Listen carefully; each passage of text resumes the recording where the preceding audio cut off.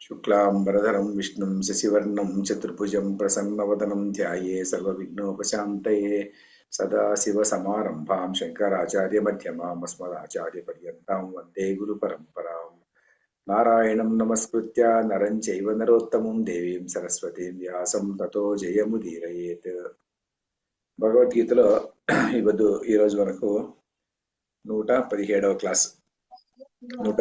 Class భగవద్గీతలో కర్మయోగంలో మనం చెప్పుకుంటున్నాం. కర్మయోగం 3వ చాప్టర్లో 8 శ్లోకాలు చెప్పుకున్నాం. ఈరోజు మనం 9వ శ్లోకం చెప్పుకోవాలి. 9వ శ్లోకం ఈరోజు మొదలవుతుంది. దీన్ని షేర్ చేయాలి కదా, షేర్ చేస్తాను.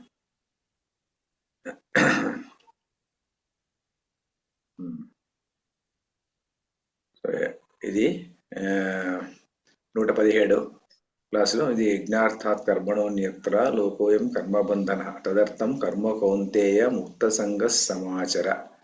ఇది చదవండి మేడం. అయితే యజ్ఞార్థాత్ కర్మణోన్యత్ర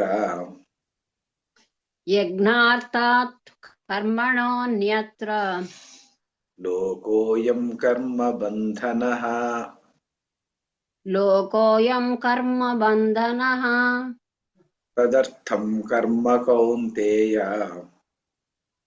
తదర్థం కర్మ కౌంతేయ ముక్త సంగః సమాచర.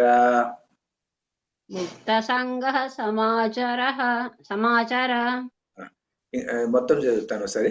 యజ్ఞార్థాత్ కర్మణోన్యత్ర లోకోయం కర్మబంధనః తదర్థం కర్మ కౌంతేయ ముక్త సంగః సమాచర. చదవండి మేడం. యజ్ఞార్థాత్ కర్మణోన్యత్ర లోకోయం కర్మబంధనః తదర్థం కర్మ కౌంతేయ ముక్త సంగః సమాచర. ఓకే, ఇక్కడ యజ్ఞార్థాత్ కర్మణః అన్యత్ర లోకః అయం కర్మబంధనః తదర్థం కర్మ కౌంతేయ ముక్త సంగః సమాచర. ఇది విభజన. కౌంతేయుడు శ్రీకృష్ణ పరమాత్మ అర్జునుడితో చెప్పేటువంటి వాక్యం ఇది. ఏం చెప్తున్నాడు శ్రీకృష్ణ పరమాత్మ అంటే, ఇలా తీసుకుంటే అర్థం చేసుకునే ఏంటంటే, యజ్ఞార్థాత్ కర్మణోన్యత్ర లోకోయం కర్మబంధనః లోకః అయం లోకః కర్మబంధనః. అంటే ఈ లోకము కర్మతే బంధించబడింది. లోకము అంటే ఇక్కడ అర్థం ఏం చెప్పుకుంటామంటే, లోకము అంటే దేశముని కానీ ప్రపంచమని కానీ అలా కాకుండా లోకః అంటే మనుష్య అని అర్థం. ఇక్కడ లోకః అయం లోకః, ఈ మనిషి కర్మబంధన కర్మ చేత బంధించబడి ఉన్నాడు, కర్మ చేత బంధించబడతాడు. కర్మ చేత బంధించబడతాడంటే మనము మన మనుషులుగా ఉన్నటువంటి లోకః అనే దానికి మనిషి మన అందువల్లనే మనకు తెలుగులో కూడాను గురజాడ అప్పారావు గారు దేశం అంటే మట్టి కాదు, దేశం అంటే మనుషులో అన్నాడు కదా. దేశం అంటే మట్టి కాదు, దేశం అంటే మనుషులో. దేశము అనే పదానికి అలా ఆ మనిషి అని కూడా అర్థం చెప్పుకుంటూ వస్తాం. లోకః అయం లోకః కర్మబంధన అంటే ఈ మనిషి, ఇక్కడ ఉన్నటువంటి మనిషి కర్మబంధన కర్మకు బంధీ అయి ఉంటాడు. కర్మబంధన అంటే కర్మ చేసిన కర్మకు ఫలితాన్ని అనుభవించాల్సి ఉంటుంది. అతనికి పుణ్యకర్మైనా ఫలితాన్ని అనుభవించాలి, పాపకర్మైనా ఫలితాన్ని అనుభవించాలి. పుణ్యకర్మ పాపకర్మ చేస్తే ఫలితాన్ని అనుభవించాలి అన్నటువంటి విషయం కొత్తగా చెప్పవలసిన అవసరం లేదు. అందరూ మనము అనుభవంలోకే చూస్తూ ఉంటాం. కానీ పుణ్యకర్మ కూడా బంధన హేతువే అనే విషయం చాలా చెప్పుకోవాలి. లౌకిక దృష్టిలో అంటే సాధారణ ప్రజల దృష్టిలో ఏమనుకుంటారంటే, ఇది పుణ్యకర్మ వచ్చేసేసి మంచిది, చాలా మంచిది, పాపకర్మ చాలా చెడ్డది. కాబట్టి పుణ్యకర్మ బంధించదు, పాపకర్మ మాత్రమే బంధిస్తుంది. అంటే పాపకర్మం చేస్తే అనుభవించాలదండి అని అనుకుంటుంది. కానీ పుణ్యకర్మ చేసినప్పటికీ కూడా దాన్ని కూడా అనుభవించాల్సిందే. దాన్ని కూడా ఎలా అనుభవించాలంటే పుణ్యకర్మ కూడా మనం చేసినటువంటి పుణ్యకర్మను బట్టి ఆ ఫలితాన్ని మనం వద్దన్నా కూడా అనుభవించాల్సిందే. దానికి ఒక కథ చెప్తారు. ఏమిటంటే, ఒక బాగా అన్నిటినీ పరిత్యాగం చేసేసి చివరికి ఏదో ముక్తి కోసం ప్రయత్నం చేసేటువంటి ఒక వ్యక్తి ఉంటాడంట. ఆయన ఏదో ఒక బట్ట, ఒంటి మీద ఒక బట్ట ఉంటుంది, తర్వాత అదే దీని మీద దూరం మీద ఒక బట్ట ఉంటుంది అన్నట్టుగా, అంతే, రెండే బట్టలు అతనికి. తర్వాత చాలా సింపుల్ లివింగ్. ఆయన చెంబు తీసుకొని ఎక్కడో వెళ్ళి అక్కడ కూర్చొనేసి ఏదో జపం చేసుకుంటూ ఉండేటువంటి వాడు, ఎక్కడో భిక్షకు వెళ్ళేవాడు, తినేటువంటి వాడు, ఏదో గుడిలో పడుకునేటువంటి వాడు, అలాంటి వ్యక్తి ఒకతను ఉండేటువంటి వాడు. ఆ స్వామి ఎలాంటి వాడు ఉన్నప్పుడు ఒకసారి ఏమవుతుందంటే, అంటే ఆయన ఏదో మోక్షం కోసం అలా ప్రయత్నం చేసుకుంటూ అసలు అన్ని వదిలిపెట్టేసి అలా ఉన్నాడు ఆయన. ఉన్నప్పుడు ఒక రోజు ఆయనకు రాత్రి నిద్ర వచ్చినప్పుడు రాత్రి లక్ష్మీదేవి కనిపిస్తుందంట. లక్ష్మీదేవి కనిపించేసి కేవలం కథ మాత్రమే స్వప్నంలో కనిపించి, అయ్యా నీకు నేను రేపు కటాక్షిస్తాను, నేను నిన్ను వరిస్తాను అంటే నిన్ను కటాక్షిస్తాను, రేపు నిన్ను అనుగ్రహిస్తాను అని చెప్తుందట. అప్పుడు నా కళలోనే అడుగుతాంటమ్మా, ఎందుకమ్మా నాకు అంత కఠిన శిక్ష వేస్తున్నావు? నేనెప్పుడు నాకు తెలిసినట్లుగా నిన్నెప్పుడు నేను ప్రార్థన కూడా చేయలేదు, నన్ను అనుగ్రహించమని ప్రార్థించలేదు. నేనేదో ఇక ముందుకు వెళ్ళి ఏదో నా అన్ని వదిలిపెట్టేసి నేనేదో ముక్తి కోసం ప్రయత్నం చేద్దాము, మోక్షం కోసం ప్రయత్నం చేద్దామని నేను అనుకుంటుంటే నన్ను కటాక్షిస్తున్నాను నువ్వు చెప్తున్నావు కదమ్మా, ఏమిటిది? నేను ఎప్పుడు అడగలేదు కదా నీతోను అంటాడంట. అప్పుడు నువ్వు అడగలేదు అయితే నువ్వు చెప్పినట్టేనా అదంతాను? నువ్వు చేసినటువంటి పాపకర్మ అయితే పాపకర్మను ఎలా అనుభవిస్తావో పుణ్యకర్మ కూడా నువ్వు అనుభవించాల్సిందే. నువ్వు ఒకనొకప్పుడు చాలా పుణ్యకర్మలు చేసుకున్నావు, నువ్వు ముందు జన్మలోను తర్వాత ఈ జన్మలో కూడా నీవు పుణ్యకార్యాలు చాలా చేసుకున్నావు. కాబట్టి పుణ్య ఫలితాన్ని అనుభవించే సమయం ఇప్పుడు వచ్చింది, కాబట్టి నువ్వు అనుభవించి తీరాల్సిందే. అది నువ్వు వద్దన్నా కూడా నీకు అనుగ్రహం అయిపోతుంది దాన్ని. అందువల్ల నీవు రేపు నిన్ను అనుగ్రహిస్తాను అంటాడంట. అప్పుడు ఈయన ఒక నిమిషం ఆలోచన చేసి, అమ్మా అయితే నీవు అనుగ్రహిస్తున్నావు సరే, నేను చేసేది ఏం లేదు కదా, నా చేతిలో ఏం లేదని చెప్తున్నావు. మనుషుడు కర్మబంధన కదా, లోకోయం కర్మబంధన. మనిషి అయినటువంటి వాడు కర్మకు బంధి అయి ఉంటాడు. కాబట్టి దాన్ని పుణ్యాన్ని గడిపేసి తర్వాత కావాల్సింటే నేను నా మోక్షాన్ని కోసం నేను మళ్ళీ ఇలాగే ప్రయత్నం చేసుకోవచ్చు అని చెప్పేసి, సరే అమ్మా నువ్వు వచ్చే విషయం నాకు చెప్తున్నావు కదా, మరి ఎవరికి చెప్పవు కదా, నాకు చెప్పినావు కదా అని అంట. అవును, నేను వేరే వాళ్ళకైతే చెప్పను, వాళ్ళకి ఏదో లాటరీ రూపంలో వస్తాను, మళ్ళీ ఎప్పుడు వెళ్ళిపోయేటప్పుడు వెళ్ళిపోతుంటాను, అలా వెళ్ళిపోతుంటాను. కానీ నువ్వు చాలా పుణ్యాత్ముడు కాబట్టి నీకు ముందుగా చెప్పి వద్దాం అనుకున్నాను, నీకు చెప్పి వస్తున్నాను అంట. అప్పుడు ఈయన, అమ్మ అయితే నువ్వు వెళ్ళిపోయేటప్పుడు కూడా నాకు చెప్పిపోతావా తల్లి అంట.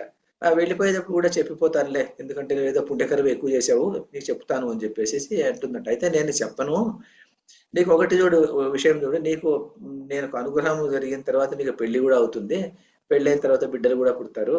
ఆ సందర్భంలో నువ్వు అలా ఉన్నప్పుడు ఒకనొక సందర్భంలో నీ పెళ్ళాము మేడ మీద నుంచి కిందికి దిగొస్తూ, ఎవర్రా ఎక్కడ పోయినారు, ఇక్కడ ఉన్నటువంటి వీళ్ళంతా ఎక్కడ పోయినారు, ఒకడు కూడా లేడే, పరిచారికలు ఒకరు లేరు అని చెప్పి జుట్టు విరబోసుకొని ఆమె కిందికి దిగొస్తుంది. ఆ రోజు నేను నిన్ను వదిలిపెట్టి వెళ్ళిపోతాను, ఇది నీకు ఇండికేషన్ అని చెప్పేసి ఆమె వెళ్ళిపోతుందంట. ఆమె అదృశ్యమైపోతుందంట. నేను పొద్దున్న లేస్తాడు ఈయన, మరి ఏం చేసేదానికి లేదు, సరే ఏం చేద్దాం అనుకునేసి ఇంకా నాకు ఏమో చూద్దాం భగవంతుడు ఎలా పెట్టినాడు అనుకునేసి ఆయన ఏం చేస్తాడంటే అక్కడికి వచ్చేసేసి ఒకవైపు మామూలుగా వెళ్ళినట్టుగానే ఆయన పొద్దున్నే లేచేసి ఏదో కాలకృత్యాలు తీసుకొని సంధ్యావందనం చేసుకునేసి ఒక నదిలో ఉంటాడు, నది దగ్గర కూర్చొని ఉంటే ఏమైపోతుందంట, ఇక్కడ పెద్ద ప్రొసెషన్ పోతుంటుందంట. అక్కడ ప్రొసెషన్ పోయేటప్పుడు ఆ రాజు ఆ రోజు ఉదయం చనిపోయిన తర్వాత కొత్త రాజు ఎన్నిక కావాలి. రాజు యొక్క తమ్ముడు దేశాంతరాలు ఎక్కడో పోయినాడంట, అతను రాలేదు ఇంకాను, అతను ఎప్పుడు వస్తాడో తెలియదు. ఆయన కాశీయాత్రకు ఎక్కడికో వెళ్ళిపోయాడు, పాతకాలం కదా, వెళ్ళిన తర్వాత ఆయన ఎప్పుడు వస్తాడో తెలియదు ఆయన. మరి అంతవరకు రాజు ఎవరు చేయాలి అనుకుంటే అక్కడ రాజు యొక్క ఏనుగు ఒకటి ఉంటుందంట. ఆ ఏనుగు మెడలో దండ ఇదిగా పూలదండ కట్టి, ఈ దండ ఎవరి మెడలో వేస్తే ఆవిడ రాజుగా ఉంటాడు అని చెప్పేసి అక్కడ పురోహితుడు చెప్తా అంట. సరే అని చెప్పేసి వీళ్ళు ఏం చేస్తారంటే ఆ ఏనుగుకు ఆ దండ ఇస్తే ఆ దండ అలా ప్రొసెషన్ లో పోతూ అది ఇతను ఉండే చోటుకి వచ్చి ఇతని మెడలకు వేసేస్తుందంట. మెడలకు వేస్తూనే మంత్రులంతా వచ్చేసి, అయ్యా నువ్వు మహారాజుకు జై అంటే, అది నేను ఎక్కడ మహారాజు అండి, నేను మహారాజుని కాదు, నేనేదో ఇక్కడ ఉన్నటువంటి వాడిని, ఏదో ధ్యానంలో ఉన్నటువంటి వాడు అంటే, లేదు మేము అనుకున్నాము ఎవరికి మెడలో వేస్తే వాడే రాజు కావాలి అని చెప్పేసి అదని దండ వేస్తే విధి లేదు అని చెప్పేసి ఇంకా ముందు రోజు చెప్పింది కదా ఆమె, మరి నాకేదో ఈ ధనయోగం అన్నటువంటిది పట్టింది, ఏం చేయనక్కర్లేదని చెప్పేసి ఆయన రాజుగా వస్తాడంట. ఆయనకు కొత్త బట్టలు అన్ని ఇచ్చేసేసి ఆయన్ను కూర్చోబెడతారంట. ఆయన మంచి పండితుడు, ముందు చాలా పండితుడు అతను, బాగా చాకచక్యం ఉన్నటువంటి వాడే అతను. అందువల్ల రాజకార్యాలు ధార్మికంగా జరుపుకుంటూ ఉంటాడంట. అతను ఉండేటువంటి సందర్భంలో ఆయన అడుగుతా అంటాం మంత్రులను, కోశాగారం ఎక్కడుంది దీనికి అంటే, సేఫ్ కీ ఎక్కడుంది అంట. వాళ్ళు ఒక చోట చూపిస్తారంట. సరే సేఫ్ కీ తీసుకుంటా అంటే అందులో తను తెచ్చినటువంటి ఒక మూటను అక్కడ పెడతా అంట. పెట్టేసేసి దాన్ని సేఫ్ లాక్స్ చేసుకునేసి బయటకు వచ్చేస్తా అంట. బయటకు వచ్చేసి నాకు కొన్నేళ్ళు జరుపుతుందంట. మళ్ళీ ఎవరో వస్తారంట అతనికి, నువ్వు ఇంకా యవ్వనంలో ఉన్నటువంటి వాడు, పెళ్లి చేసుకోవాలంట అంట. అబ్బా నాకెందుకంటే పెళ్లి, నాకొద్దు, నేను రాజకార్యాలు ఏదో చేసుకుంటూ ఉంటాను అంటే, లేదు లేదు అలా కాదు, కుదరదు, నువ్వు రాజు అయిన తర్వాత నీకు పిల్లలు కనాలి, నీవు మళ్ళీ రాజులు కావాలి వాళ్ళంతాను, నీకు పెళ్లి చేద్దామని చెప్పేసి అతనికి పెళ్లి బలవంతంగా పెళ్లి చేస్తారంట. పెళ్లి చేస్తే సరే పెళ్లి చేసుకుంటారంట. పెళ్లి చేసుకుంటే వాళ్ళకి బిడ్డలు పుడతారంట, అంతా అవుతుందంట. ఈయన ఈ రోజు ఉదయాన్నే లేయడము, తన కాలకృత్యాలు తీర్చుకోవడము, తర్వాత ముందు మాదిరిగానే ఆయన ఏదో ధ్యానంలో నిమగ్నం అయిపోవడము, తర్వాత 7 గంటలకు బయటకు వచ్చి రాజకార్యాలు చేయాలి కదా, మరి ఆయనకు ఆ కర్మ ఉంది కదా, ఆ కర్మ అనుభవించాలి కదా, అందువల్ల బయటకు వచ్చి రాజకార్యాలని అమలు జరిపింటిపోవడం, ఇలా చేసుకుంటూ ఉంటా అంట. ఒకరోజు ఏమవుతుందంట అంటే, ఒకరోజు ఈయన పొద్దున్న బయలుదేరేసి ఇంకా అంత స్నానం సంధ్యలు చేసుకొని బయటకు వెళ్దాం అనుకునేటువంటి సందర్భంలో పెళ్ళాం పై నుంచి కిందికి దిగి వస్తుందంట. దిగి వచ్చి జుట్టు విరిపోసుకునేసేసి, ఏమర్రా ఎక్కడ పోయినారా, ఒకడు కూడా దాసి ఒకడు కూడా కనబడ్డవలేదు అనుకుంటూ ఆమె చీదరించుకుంటూ బయటకు వస్తుందంట.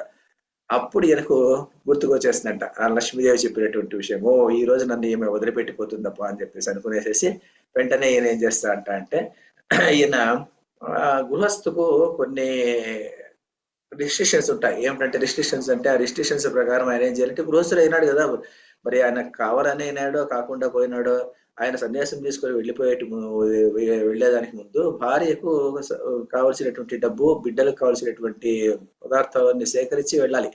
ఊరికి అలా వెళ్ళిపోవడానికి లేదు. అందువల్ల ఆయన ఏం చేస్తా అంటే, పెళ్ళామని పిలిచి, చూడు నీకు ఎంత ధనం కావాల్సింటే అంత ధనం తీసుకో, నీ ఆమెకు చాలా ధనాన్ని ఇచ్చేసి నువ్వు ఈ ధనం తీసుకునేసి మీ పుట్టింటికి వెళ్ళిపో, నేను కూడాను నేను ఉండేటువంటి నాకు కావాల్సినటువంటి ప్రదేశానికి నేను వెళ్ళిపోతాను, ఈ రాజ్యం మనకి ఎక్కువ కాలం ఉండదు అని చెప్పేస్తాంట. అర్థం కాదంట. అయితే ధనం మాత్రం తీసుకుంటుందంట, కానీ ఎలా అవుతుందో అలా చూద్దాం అనేసి ఈయన బయటకు వస్తా అంట. తర్వాత ఆ రోజు ఈయన రాజకార్యాలు చక్కబెట్టుకుంటూ ఉండేటువంటి సందర్భంలో ఒక వార్త వస్తుందంట. ఏం వార్త అంటే, రాజు యొక్క తమ్ముడు వెళ్ళిపోయినటువంటి వాడు, తమ్ముడు కొడుకు వెళ్ళిపోయినటువంటి వాడు కాశీయాత్ర అతను వచ్చేసిన తర్వాత అతనుకు రాజ్యం ఇవ్వాలి ఇప్పుడు, కాబట్టి వేసేసి ఉన్నటువంటి రాజును తీసేసి ఆ రాజును పెట్టాలా అని పురోహితులు తర్వాత మంత్రి సభ నిర్ణయం తీసుకుంటారంట. నిర్ణయం తీసుకునేసి ఈయన చెప్తారంట, నువ్వు ఈ రోజు నుంచి రాజు కాదు అని చెప్పేసి. చాలా సంతోషం ఉంటారంట. చాలా సంతోషం అని చెప్పేసి నాకు ఆ సేఫ్ కీ చూపించండి ఏంటంట.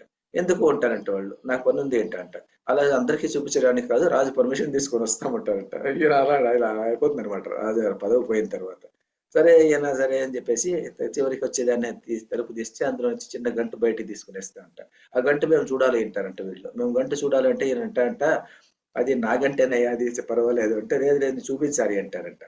చూపించేస్తే దాంట్లో ఏముంటుందంట, ఒక చెంబు, తర్వాత ఆయన వేసుకునేటువంటి 2 దుస్తులు మాత్రం ఉంటాయంట. ఇది ఎందుకు తీసుకెళ్తున్నావు అంటే, ఇది మనం ఉండేది నాది ఇదే, మరి స్వస్వరూపం ఇదే, ఇప్పుడేదో లక్ష్మీదేవి వచ్చింది, ఆమె వెళ్ళిపోయింది, నాకు ఈ రోజుతో ఈ బంధం తగ్గిపోయింది, కర్మని ఇన్ని రోజులు అనుభవించాను, ఇంక ఈ కర్మను అనుభవించేసి ఇప్పుడు నా ప్రయత్నం నేను చేసుకుంటాను అని చెప్పేసి ఆయన బయటకు వచ్చి చక్కగా వెళ్ళిపోయాడంట.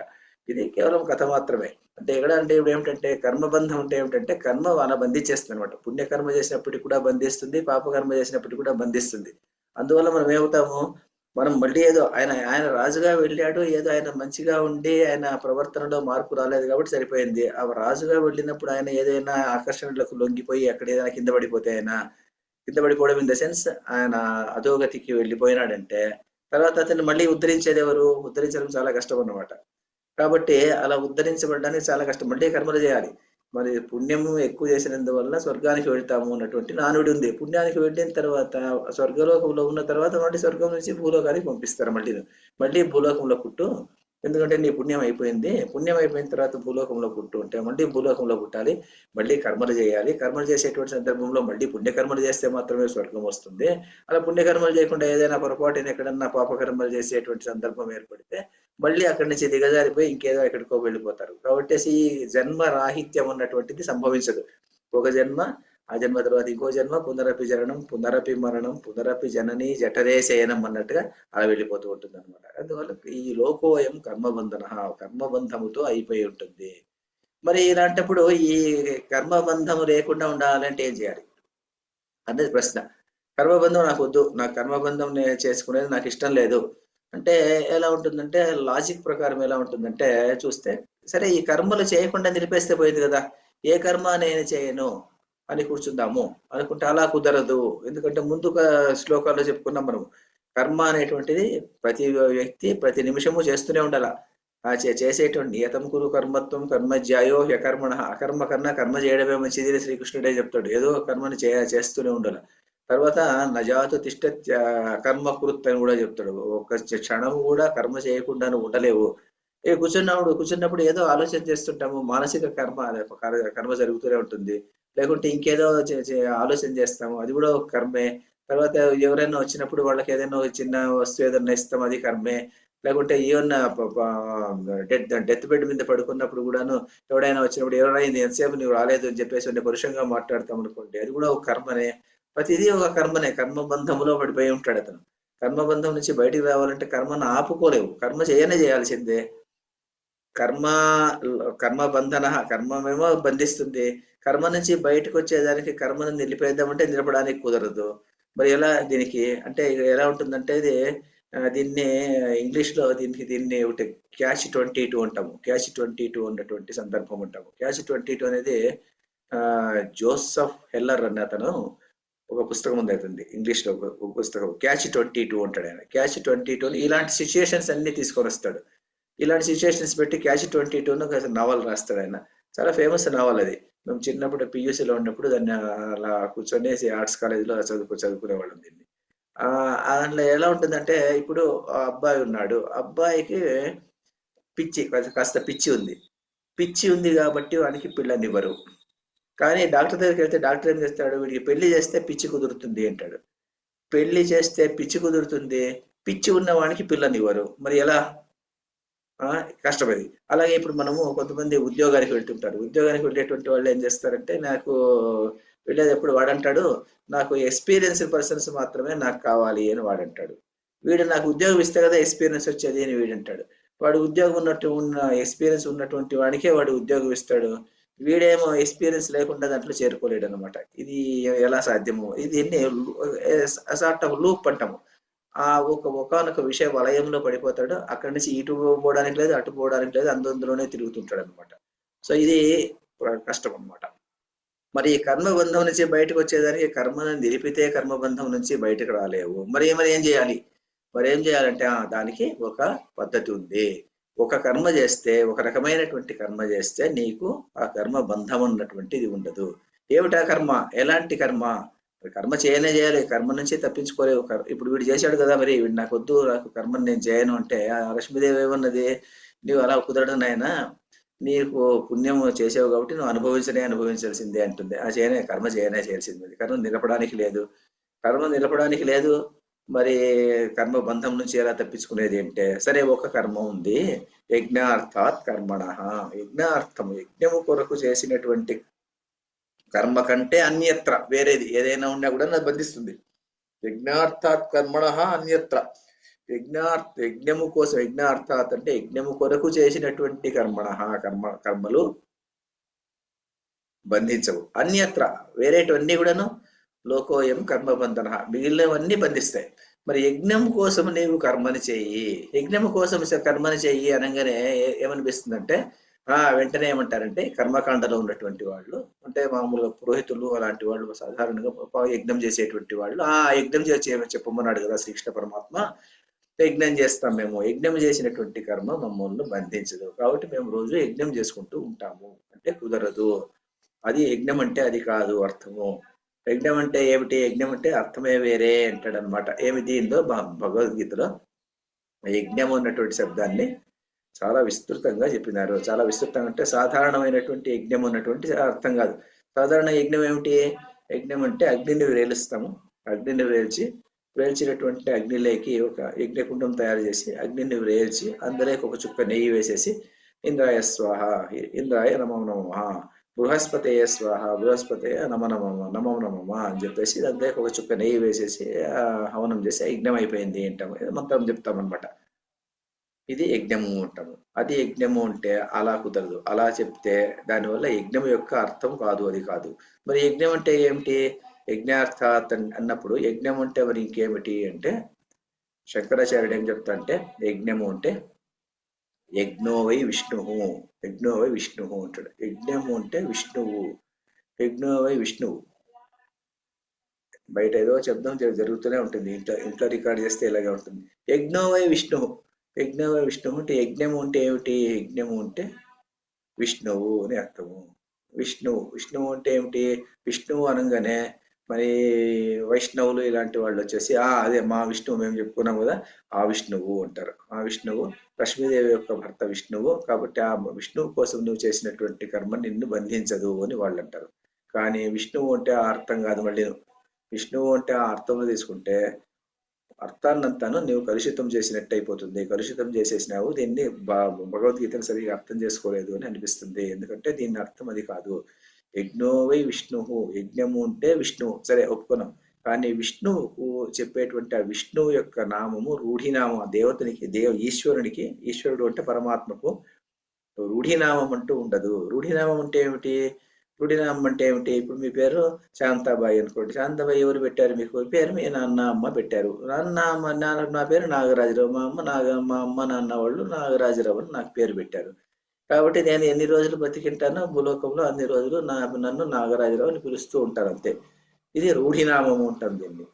అలా రూఢినామం ఉండాలి అంటే ఏమిటి? నేను పుట్టాలి, పుట్టిన తర్వాత ఎవరో దానికి పేరు పెట్టాలి, పేరు పెట్టిన తర్వాత ఆ పేరు అలా ప్రాచుర్యంలో ఉంటుంది, కొన్నాళ్ళు ఉంటుంది, తర్వాత అయిపోతుంది. మరి విష్ణువు అన్నటువంటి వాడికి పుట్టుక లేనటువంటి వాడు అతను. అజో నిత్య, అజహ పుట్టుక లేదు అతనికి, ఆది లేదు, అంతము లేదు, అలాంటి వ్యక్తి అతనికి. అలాంటి విష్ణువుకు నీవు విష్ణువు అని పేరు పెట్టావంటే అది రూఢినామం కాదు. అది కేవలము ఒక ఉత్పత్తి నామం. అంటే భగవంతునికి ఉన్నటువంటి ఒక స్వరూపాన్ని తెలియజెప్పేటువంటి ఒక ప్రక్రియకు విష్ణువు అంటాం అనమాట. అందువల్ల విష్ణు సహస్రనామం అంటే, సహస్రనామాలు 1000 నామాలు పెట్టిన తర్వాత 1000 నామాలకు అర్థం భాష్యాలు రాస్తారు. శంకరాచార్యుడు భాష్యం రాశాడు, ఇంక మిగిలిన చాలా మంది భాష్యాలు రాశారు. భాష్యం రాసినప్పుడు ఒక్కొక్క పదానికి ఈ పదం తీసుకుంటే ఈ సందర్భంలో ఈ ఉత్పత్తి ఇలా ఉంది కాబట్టి ఇతనికి విష్ణువు ఇక్కడ అని చెప్పేసి చెప్తారు అక్కడ. అలా ఇక్కడ కూడా విష్ణువు అంటే మనము ఒక మిస్టర్ విష్ణువు కాదు. అంటే మనం సాధారణంగా పుస్తకాల్లో చదివేటువంటి ఎవరు లక్ష్మీదేవి యొక్క భర్త, అతనికి ఇద్దరు పెళ్ళాములు. ఆయన శంఖచక్ర గదాధారి, నల్లగా ఉంటాడు. అతను ఎక్కడ పాల సముద్రం మీద పడుకొని ఉంటాడు. ఆయన అక్కడ వైకుంఠంలో ఉంటాడు. అది కాదు, ఆ విష్ణువు కాదనమాట. విష్ణువు అంటే వేరే అర్థం. వేరే అర్థం ఏమిటి? వేరే అర్థము వే విష్ణు, వే వేష్టి ఇది విష్ణు, సర్వవ్యాపక విష్ణు అని అర్థం. అంటే సర్వమును వ్యాపించినటువంటి వాడు విష్ణువు. వే వేష్టి ఇది విష్ణు అంటే సర్వమును వ్యాపించినటువంటి అనంత శక్తి ఉంది కదా, ఆ శక్తి విష్ణువు అంతే. అతనికి రూపము లేదు, నిరాకారి అతను, నిరాకార బ్రహ్మ అతను, రూపమే లేదు అతనికి. రూపము లేనటువంటి ఒక వ్యక్తికి మనం ఏం చేస్తున్నామంటే ఇతను ఈ శక్తి రూపము లేనటువంటి ఒకానొక జగత్తునంతా వ్యాపించినటువంటి శక్తి మాత్రమే విష్ణువు. అంతే, అది విష్ణువు. వ్యాపకశీల విష్ణువు అంటాము. వే వేష్టి ఇది విష్ణువు అంటావు. అందు విష్ణువు అని శృతే అంటాడు శంకరాచార్య. అంటే శృతిలో చెప్పబడింది, నేను చెప్పడం లేదా, ఇది వేదం చెప్పినటువంటి విషయము అంటాడు శంకరాచార్యుడు. వేదము ప్రకారము యజ్ఞము అంటే విష్ణువు. విష్ణువు అంటే ఏమిటి అంటే వ్యాపకశీల విష్ణువు. అతను సర్వవ్యాపి అయినటువంటి వాడు. అంటే అతనుగా అని కూడా అనడం లేదు, అతను అనేదానికి లేదు, ఆమె అనడానికి లేదు. అందుకోసమే సాధారణంగా ఏం చెప్తారంటే ఇట్ అని యూజ్ చేస్తారనమాట. ఇది అది మగవాడు కావచ్చు, ఆడవాడు కావచ్చు, ఏదైనా కావచ్చు, సర్వవ్యాపక శక్తి అంతే. సర్వవ్యాపక శక్తి ఒక ఆడ రూపంలో ప్రత్యక్షమైతే ఆడదేవత దేవి, ఒక మగవాణి రూపంలో ప్రత్యక్షమైతే అది విష్ణువు, అదే ఈశ్వరుడు. అలా అనుకోవాలంతే. అది ఒక సర్వవ్యాపకశీలమైనటువంటి ఒకానొక శక్తి. ఆ శక్తి జగత్తునంతా వ్యాపించినటువంటి శక్తి విష్ణువు. ఆ విష్ణువు జగత్తునంతా వ్యాపించినటువంటి శక్తి అంటే ఎలా అర్థం చేసుకోవడము? ఎలా అర్థం చేసుకోవడం అంటే, మీరు ఇప్పుడు ఒక రూమ్ లో ఉన్నారు, ఇంట్లో ఉన్నారు. ఇంట్లో ఉన్నప్పుడు ఎలక్ట్రిసిటీ అన్నటువంటి కరెంట్ ఉన్నటువంటిది సర్వము వ్యాపించి ఉన్నది అంటాం అనుకోండి. అంటే అర్థం ఏమిటి? సర్వము వ్యాపించి ఉన్నది అంటే అర్థం ఏమిటి? సర్వము వ్యాపించి ఉన్నది అంటే ఈ ఎలక్ట్రిసిటీ అన్నటువంటిది ఆ బల్బులో వ్యాపించింది, కాంతి ఇస్తుంది. అదే ఎలక్ట్రిసిటీ ఒక హీటర్లో ఉంది, అదొక వేడినిస్తుంది. అదే ఎలక్ట్రిసిటీ ఒక ఫ్రిడ్జ్లో ఉంది, అక్కడ అది కూల్ చేస్తుంది. అదే కూలింగ్ అనే పవర్ అక్కడ ఉంది. అదే ఎలక్ట్రిసిటీ ఒక వాషింగ్ మిషన్ లో ఉంది, అది బట్టలు ఉదుకుతుంది. కాబట్టి ఇది ఏం చేస్తుంది, ఇది అన్ని చోట్ల ఉన్నటువంటి శక్తి, ఎలక్ట్రిసిటీ అనేటువంటి శక్తి ఒకటే శక్తే. ఆ ఒకే శక్తి ఎలా ఉంది, వివిధ రూపాలలో ఉంది. రూపాలు మార్పు కానీ దాని శక్తి మాత్రం ఒకటే శక్తి. ఒకటే శక్తి ఒక్కొక్క పదార్థంలో ఒక్కొక్క విధమైనటువంటి ఒక దాంట్లో కాంతి ఇస్తుంది, ఒక దాంట్లో వెలుతి ఇస్తుంది, ఒక దాంట్లో వేడి ఇస్తుంది, ఒక దాంట్లో చల్లదనం ఇస్తుంది, ఒక దాంట్లో ఇంకో పని చేస్తుంది. సో అదే ఆ సర్వవ్యాపక శక్తి అన్నటువంటిది ఎలా అయితే ఈ ఇంటిలో ఉన్నటువంటి ఎలక్ట్రిసిటీ అన్ని చోట్ల ఎలా ఉంటుందో, అన్ని చోట్ల ఉండి వెరైటీగా ఉంటుందంటే బంగారు ఉంటుంది. బంగారు ఎలా ఉంటుంది, బంగారే, కానీ అది వివిధ రూపాల్లో ఉంటుంది. ఒకరి మెడలో నెక్లెస్ గా ఉంటుంది, ఇంకోరి చేతిలో ఉంగరంగా ఉంటుంది, ఇంకోరి చేతిలో ఇంకో రకంగా ఉంటుంది, ఏదో రకంగా ఉంటుంది. సో ఎలా అయితే బంగారు విభిన్నమైనటువంటి రూపాల్లో ఉంటుందో, ఎలాగైతే ఎలక్ట్రిసిటీ అయినటువంటిది వివిధమైనటువంటి రూపాల్లో ఉంటుందో, అలాగే ఈ సర్వవ్యాపక శక్తి అన్నటువంటిది ఈ ప్రపంచంలో సర్వము వ్యాపించి ఉంటుంది. సర్వము వ్యాపించి ఉంటుంది అంటే ఎలా అర్థం చేసుకోవడం ఇంకాను అంటే, ఈ కట్టెలో ఉంటుందా, లేకుంటే ఈ బుట్టలో ఉంటుందా, లేకుంటే ఈ ఫోన్లో ఉంటుందా, ఇలా అర్థం చెప్పుకోకూడదు దాన్ని. సాధారణంగా అలా చెప్పుకుంటే అందులోనూ ఉంటుంది.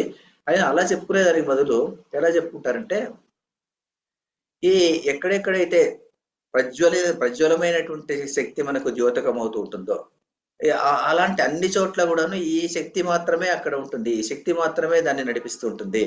ఏమేమి అలాంటి పదార్థాలు, సూర్యుడు, చంద్రుడు, పృథివీ, తర్వాత నీరు, తర్వాత ఉషస్సు, తర్వాత సంధ్య, తర్వాత ఇంకే మేఘములు, తర్వాత ఇంకేమిటి సముద్రము, అన్ని చోట్లను శక్తి అన్నటువంటిది ఉంటుంది కదా. ఆ శక్తి ఉన్న దాని వల్లనే సూర్యుడి నుంచి ఆ వేడి వస్తుంది. ఆ శక్తి ఉన్నదాని వల్లనే చంద్రుడి నుంచి ఆ చల్లదనం వస్తుంది. ఆ శక్తి ఉన్నందువల్లనే నీటిలో పారేటువంటి గుణం వస్తుంది. ఆ శక్తి ఉన్నందువల్లనే అగ్నికి మనకు వేడి పుట్టించేటువంటి శక్తి వస్తుంది. ఆ శక్తి ఉన్నందువల్లనే ఇంకో దానికి ఇంకో రకంగా ఏదో శక్తి ఉంది. అన్నిటిలోని ప్రకృతిలో ఉన్నటువంటి శక్తి అంతా, పంచభూతముల్లో ఉన్నటువంటి శక్తి, ఆ సూర్యుడు, చంద్రుడు, వీటన్నిటికీను ఉన్నటువంటి శక్తి ఏది అంటే ఒకటే శక్తి ఉంది. ఒకటే శక్తి విభిన్నమైనటువంటి రూపాలలో అది ద్యోతకం అవుతూ ఉంది అని మనం అర్థం చేసుకోవాలన్నమాట. దీన్ని అన్ని చోట్ల ఆ విశ్వజనీనమైనటువంటి ఆ శక్తి అన్ని చోట్లను ఇలాగా ప్రస్ఫుటమైపోతుంది. ఈ ప్రస్ఫుటమైనటువంటి శక్తి ఇలా అయింది కాబట్టి ఇది సూర్యుడు. అందువల్ల వేదాంతంలో వేదిక్ ఋషిస్ అంటారు కదా. వేదిక్ ఋషిస్ అంటే వేదాన్ని ద్రష్టలు, అంటే వేదంలో ఉన్నటువంటి మంత్రాలను దర్శనం చేసినటువంటి ఋషులు. వాళ్ళు ఈ భగవంతుడిని ఇలా చూశారనమాట. ఇలా చూశారంటే వాళ్ళు ఎలా చూశారు, వాళ్ళు వాళ్ళ దర్శనం అంటే మంత్రాన్ని వాళ్ళు దర్శించారు. మన అట్మాస్ఫియర్ లో నుంచి వాళ్ళు దాన్ని దర్శించారు. దర్శించినప్పుడు వాళ్ళు ఎలా దర్శించారంటే, సూర్యుడిలో ఆ శక్తి ఉంది, ఆ శక్తి అక్కడ ఉంది కాబట్టి అది సూర్యుడు అన్నారు. ఆ శక్తి చంద్రుడిలో ఉంది కాబట్టి ఆ శక్తిని చంద్రుడు అన్నారు. ఆ శక్తిని ఏమన్నారు, ఆ శక్తియే ప్రాణము. అందులో ఆ ప్రాణము అంటే ఆ శక్తి, అనంత శక్తినే ప్రాణము. ఆ ప్రాణము అక్కడ ఉన్నటువంటి ప్రాణమే ఇక్కడ కూడా నాలో కూడా ఉన్నది.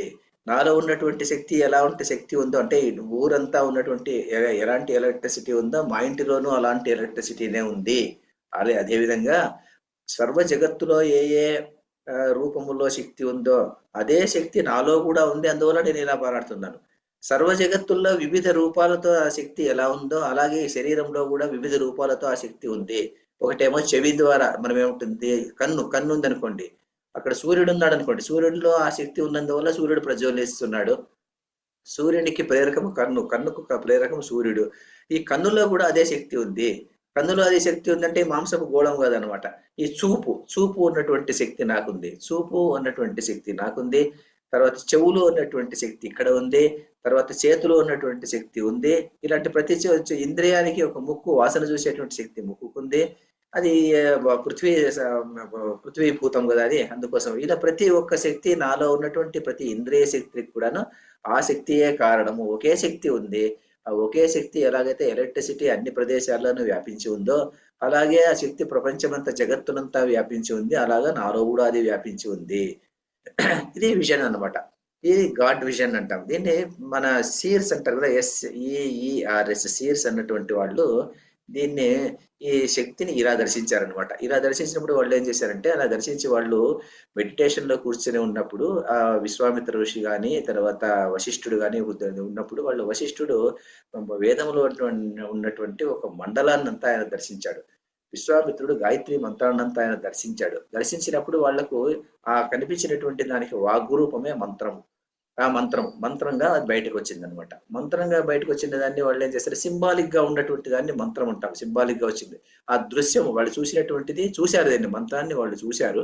అంటే మనం అది చూశారు, ఎలా చూశారప్ప మంత్రం ఎలా చూశారు అంటే, మనకు అనుభవంలో లేదది. మనం చూడగలిగినటువంటి అది ఆ మెడిటేషన్ అంత ధారణ మనకు లేదు కాబట్టి మనం ఇట్లా మనం చూడలేకుండా ఉన్నాము. కానీ వాళ్ళు మంత్రాన్ని చూడగలిగారు అట్మాస్ఫియర్ లో. చూసి వాళ్ళు ఏం చేశారంటే, చూసినటువంటి ఆ మంత్రాన్ని వాగ్రూపం ఇస్తే అది మంత్రమైంది. వాళ్ళు అలా దర్శించారు దాన్ని. దర్శించిన తర్వాత ఆ విజన్ ఎలా ఉండేది వాళ్ళకు? విష్ణువు దేవుడు ఎలా ఉండేటువంటి వాడు? దేవుడు అంటే వాళ్ళు కాలు కింద పెడితే కింద పృథ్వీ దేవత, పృథ్వీని చూశారు. ఆకాశాన్ని చూసినప్పుడు ఆకాశంలో సూర్యుడిని చూసినాడు, సూర్యుడి దేవత. నీళ్ళలో దేవతను చూశారు, అగ్నిలో దేవతను చూశారు, వాయువులో దేవతను చూశారు. ఎక్కడ పడితే అక్కడంతా వాళ్ళు దేవతను చూశారు. అందువల్లనే మనకు పుస్తకంలో ఏం రాస్తారంటే, సాధారణంగా అన్ని చోట్లను వ్యాపించి ఉన్నాడు అనమాట. అన్ని చోట్ల వ్యాపించినటువంటి శక్తి ఏమైపోయిందంటే, ప్రతి చోటను వాడు దేవుణ్ణి దర్శనం అయిపోతూ ఉంటుంది వాళ్ళకు. రోజు వేదిక్ గాడ్స్ ఎలాంటి వాళ్ళు అంటే, Vedic people they were having direct communication with the gods అని ఎన్సీఆర్టీ బుక్ లో రాస్తారు. అంటే ఏమిటి డైరెక్ట్ కమ్యూనికేషన్ విత్ గాడ్స్? ఎలా ఉండేది అంటే, డైరెక్ట్ కమ్యూనికేషన్ ఏం లేదు. ప్రతి అడుగునా వాళ్ళు విష్ణువుని చూసేటువంటి వాళ్ళు, విశ్వవ్యాప్తమైనటువంటి ఆ పదార్థాన్ని వాళ్ళు అనుగుణంగా చూసేటువంటి వాళ్ళు. కాబట్టి వాళ్ళు ఏమైపోయింది, వాళ్ళు అనుగుణంగా వాళ్ళు చూసేటువంటి వాళ్ళు, భూమిలో చూసేటువంటి వాళ్ళు. అందువల్లనే ఒక ఋషి ఎలా చూసేటువంటి వాడు, ఉన్నటువంటి సర్వ జగత్తు, సర్వ ప్రాణులు అన్నిటినూ నీళ్లలో చూసేటువంటి వాడు. అందువల్లనే అపో ఐదగం సర్వం విశ్వాభూతాన్యాప ప్రాణావాప పశవాప అన్నమాపో అమృతమాప సమ్రాడాపో విరాడాప శివరాడాప చందాగం గుష్యాపో ఇజు గుష్యాపో సత్యమాపో సర్వదేవతాపో, సర్వదేవతలు ఆప నీళ్లలో అన్ని దేవతలను అతను చూశాడు అనమాట. అలా దర్శించారు వాళ్ళు. అలా దర్శించినటువంటిది మొదటి స్థాయి అన్నమాట. మొదటి స్థాయి హిందూ ధర్మంలో అది మొదటి స్థాయి, సనాతన ధర్మంలో. తర్వాత ఏమైంది, అలాంటి ద్రష్టలు లేకుండా పోయారు. ద్రష్టలు ఎప్పుడైతే లేకుండా పోయారో అప్పుడు ఏమైపోయిందంటే, అది మంత్రం లెవెల్కి దిగజారింది. ఎప్పుడైతే మంత్రం దిగజారింది అంటే, మంత్రం ఉంది, ఆ మంత్రాన్ని కొంతమంది కర్మిష్ఠులు అంటారు. కర్మిష్ఠులు అంటే కర్మకాండ చేసేటువంటి వాళ్ళు. అంటే కర్మకాండ చేసేటువంటి వాళ్ళు అంటే పురోహితులు కానీ, ఇంకొకరు కానీ, మరొకరు గారి చేతికి ప్రీస్ట్ అనుకోండి. ఈ ప్రీస్ట్ చేతిలోకి వచ్చేసింది అనమాట. రోజుకి ఎప్పుడైతే ప్రీస్ట్ చేతికి వచ్చిందో, ప్రీస్ట్ దాన్ని ఏం చేశాడు, ప్రీస్ట్ దాన్ని ఈ యజ్ఞం చేయడం మొదలుపెట్టాడు. యజ్ఞం చేసేటప్పుడు ఏమైపోయింది, తంతు అంతా మిగిలిపోయింది, ఆ విజన్ అన్నది వెళ్ళిపోయింది అనమాట. తంతు మిగిలిపోయింది అంటే ఏమిటి? తంతు అంటే ఏమి? ఈ కర్మకాండ. ఈ యజ్ఞం ఎడమ చేతిలో ఇది పట్టుకోవాలి, కుడి చేతిలో అది పట్టుకోవాలి, ఇది ఈ పక్కకు వేయాలి, అది ఆ పక్కకు వేయాలి, లేకుంటే ఈ నెయ్యి ఇంత వేయాలి, ఈ శృక్కులకి శివము శుక్కు తీసుకొని ఇంత వేయాలి అన్నటువంటి భావన అక్కడి నుంచి మొదలైంది. వీడేం చేస్తున్నాడు, బృహస్పతి స్వాహ బృహస్పతయ నమ నమః, బృహస్పతి నమో నమో నమః, ఇంద్రాయ స్వాహ ఇంద్రాయ నమో నమః, నమో నమః అని చెప్పేసి దాంట్లోకి ఒక చుక్క నెయ్యి వేసేసి చేతులు పేసుకొని యజ్ఞం అయిపోయింది అనేటువంటి పరిస్థితి ప్రీస్ట్ స్టేజ్ అన్నమాట. ఆ ప్రీస్ట్ స్టేజ్ కొన్ని వేల సంవత్సరాలు అలా జరిగిన తర్వాత జరిగినప్పుడు ఏమైపోయింది, ఆ విజన్ తో అన్నటువంటిది వెళ్ళిపోయింది అనమాట. నేను చేసేటువంటి యజ్ఞము అలాంటి యజ్ఞము కాదు అనేటువంటి విజన్ ఎప్పుడైతే అక్కడ వెళ్ళిపోయిందో, అప్పుడు కేవలం ఏమైపోయింది, కర్మ మాత్రం మిగిలిపోయింది. అది యజ్ఞం మాత్రం మిగిలిపోయింది. యజ్ఞము ఒక సాధారణమైనటువంటి ఒక రూపంలో మిగిలిపోయింది. కానీ యజ్ఞం అంటే అర్థం ఏమిటంటే, అన్ని ప్రదేశముల్లోనూ విశ్వాత్మకుడైనటువంటి ఆ దేవుణ్ణి దర్శించుకోవడం అన్నటువంటిది ఆ విజన్ అనమాట. గాడ్స్ విజన్ అన్నటువంటిది చివరికి ఏమైపోయింది, ఒక యజ్ఞం చేసి చేతులు కూరేటువంటి స్టేజ్కి వచ్చింది అనమాట. అది ఒక రకంగా క్రిందికి సనాతన ధర్మము దిగజారడానికి కారణం. తర్వాత ఫర్దర్ ఎలా దిగజారింది అంటే, ఇప్పుడు కొంతమంది యూనివర్సిటీల్లో కొంతమంది ప్రొఫెసర్స్ అలాంటి వాళ్ళు ఉంటారు, అకాడమీషియన్ లెవెల్లోకి వచ్చింది. వాళ్ళు ఏం చేస్తారంటే, దీన్ని ఆ మంత్రం తీసుకునేసి ఆ మంత్రం మీద ఒక ఎస్సే రాస్తారు అనమాట. వాళ్ళు ఒక పేపర్ రాసేసి వాళ్ళు ఎక్కడైనా దాన్ని పబ్లిష్ చేసి దండిగా డబ్బులు సంపాదించుకుంటారు వాళ్ళు. అంటే ఇక్కడ వీడికి ఆ విజను లేదు, మంత్రము రాదు, రెండూ లేదు. రెండూ లేనటువంటి వాడు ఏం చేస్తున్నాడు? రెండూ లేనటువంటి వాడు దాన్ని ఎక్కడో కూర్చునేసేసి ఆ మంత్రం దగ్గర పెట్టుకునేసేసి దానికి ఆ రూఢి అర్థం మాత్రం తీసుకునేసేసి విషయం ఎక్కడో మూలకు వెళ్ళిపోయింది.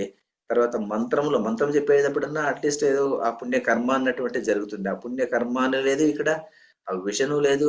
రెండింటిని పక్కన పోగొట్టేసి వీడేం చేస్తున్నాడంటే వీడు ఇలా చేసేటువంటి పరిస్థితి వచ్చింది. ఇలా చేసేటువంటి పరిస్థితి వచ్చినప్పుడు వీడు మామూలు యజ్ఞాన్ని చేస్తున్నాడు వీడు. ఇక్కడ మనం ఇంకా మనకు మరి 2 నిమిషాలే ఉంది ఇంకా, కాబట్టేసి ఇంకా మనం ఎక్కువ చెప్పుకోలేము దీన్ని.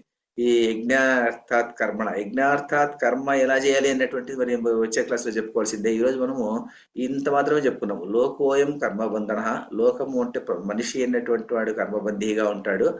అందువల్ల అందువల్ల కర్మను చెయ్యనే చేయాలి. కర్మ నుంచి వెళ్ళిపోయేదానికి లేదు. కర్మ నిలిపేస్తేమో కర్మబంధం నుంచి తప్పించుకుంటాడు, కానీ కర్మ నిలపడానికి లేదు. కర్మను చేయాలి. కర్మను చేయాలంటే ఎలాంటి కర్మ చేస్తే అనేది బంధించదు అంటే యజ్ఞము కొరకు చేసినటువంటి కర్మ బంధించదు. మరి యజ్ఞం అంటే ఏమిటి అనేది మాత్రమే చెప్పుకున్నాం. యజ్ఞం అనేటువంటిది ఇంకా పూర్తి చెప్పుకోలేదు. అది యజ్ఞము. ఆ యజ్ఞము దానికోసం చేసేటువంటి కర్మ ఎలా చేయాలి? తదర్థం కర్మ కౌంతేయ ముక్త సంఘ సమాచార, ఇదంతాను మనము వచ్చే క్లాసు, తర్వాత క్లాసు, లేకుంటే వచ్చే క్లాసులోన దీన్ని ముగించడానికి ప్రయత్నం చేస్తాం. ఈరోజు ఇంకొక నిమిషం ఉంది. ఏమన్నా ప్రశ్న ఉంటే అడగచ్చు, లేకపోతే కన్నా దీన్ని అస్సలు క్లోజ్ చేస్తాం. ఇది ఎందుకంటే ఇది చాలా గహనంగా ఉన్నటువంటి శ్లోకం. ఇది చాలా బాగా అర్థం చేసుకోవాలి. అందువల్ల ఏమైనా ఉందా మేడం? యజ్ఞము యాగము రెండు ఒకటేనా సార్? లేదు, యజ్ఞంకు యాగంకు చిన్న డిఫరెన్స్ ఉంది. చెప్తాను నేను వచ్చే క్లాస్ ఎలాగ చెప్పాలి కదా, ఇంకా అర్ధ నిమిషమే ఉంది.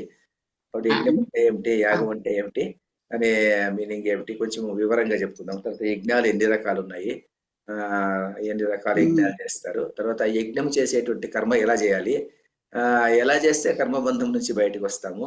మరి ఇప్పుడు చేస్తున్నటువంటి యజ్ఞాలు నిజంగా అది యజ్ఞం యొక్క అర్థానికి అనుగుణంగా ఉందా లేదా, ఈ విషయం మనకంటే ఇది భగవద్గీత ప్రకారం, వేదాంతం ప్రకారం మనం చెప్పుకుంటుండేది అనమాట.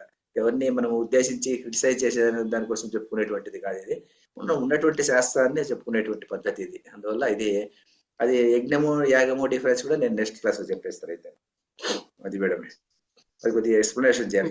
అది కట్ అయిపోతుంది కదా ఇది. అందువల్ల వేదాలలో చెప్పిన యజ్ఞం వేరే, భగవద్గీతలో చెప్పిన యజ్ఞం అర్థం వేరే. అదే యజ్ఞమే, కానీ పద్ధతి మారిపోయింది. ఆ విజన్, గాడ్స్ విజన్ అన్నటువంటిది ఎగిరిపోయింది అనమాట. మనం ఇప్పుడు దేవుణ్ణి మనం అలా భావించడం లేదు కదా. భావించకుండా ఏం చేస్తున్నాం మనం అంటే